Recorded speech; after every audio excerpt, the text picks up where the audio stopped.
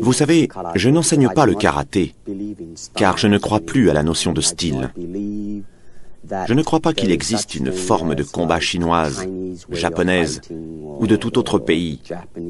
Parce que pour avoir des formes de combat différentes, il faudrait que l'homme possède 3 bras et 4 jambes, alors que nous n'avons que 2 bras et 2 jambes.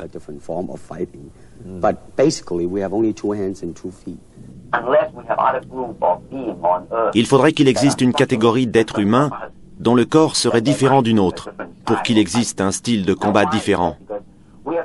Pourquoi? Parce que nous n'avons que 2 bras et 2 jambes. L'essentiel est de savoir comment les utiliser au maximum.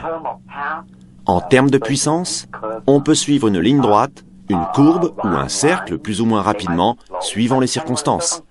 Et avec les jambes, on peut faire un kick-up. C'est la même chose.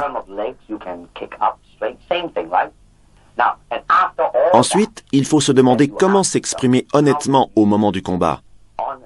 Comment être soi-même et frapper, non pas pour éviter de recevoir des coups, mais parce qu'on en a envie, parce qu'on s'exprime. C'est là une chose essentielle. Se découvrir en apprenant à utiliser son corps.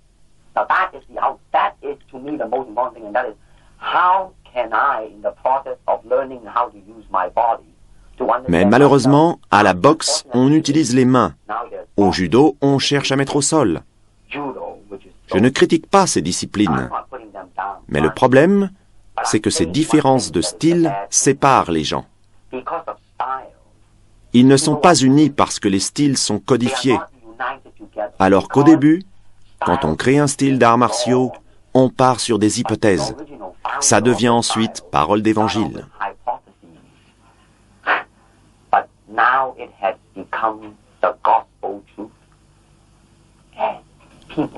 Et les élèves qui apprennent un style se fondent dans un moule. Peu importe comment nous sommes ou qui nous sommes, peu importe notre constitution, on apprend un style et on en devient un pur produit. Je trouve que ce n'est pas une bonne façon d'agir. Les styles ont tendance à séparer les hommes. Chacun a sa doctrine qui devient parole d'évangile et n'est jamais remise en cause. En revanche, si on n'a pas de style particulier, si on veut s'affirmer en tant qu'être humain, s'exprimer totalement, complètement, dans ce cas, on ne crée pas de style. Parce que le style est quelque chose de figé, une cristallisation.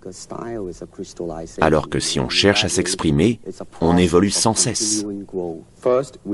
D'abord, on utilise les pieds. Puis on utilise les coudes.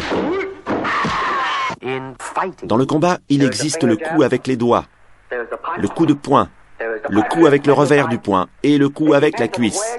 Tout dépend de la partie du corps que l'on frappe et du choix de l'arme.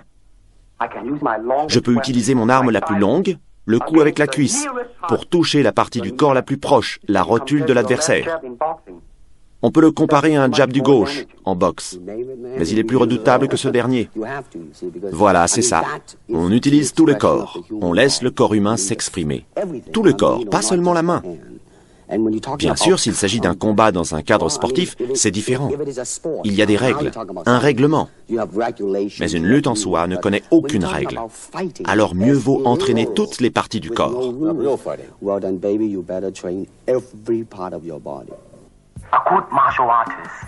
Un bon pratiquant d'arts martiaux est comme l'eau.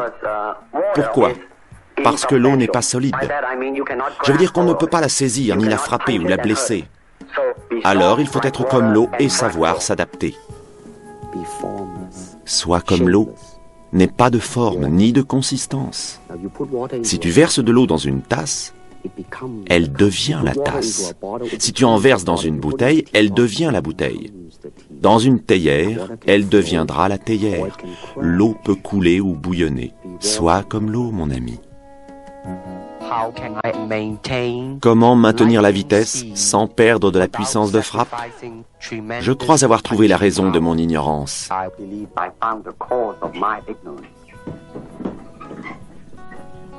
En Jeet Kune Do, un coup de poing est très précis et utile, surtout quand il y a une bagarre dans la rue.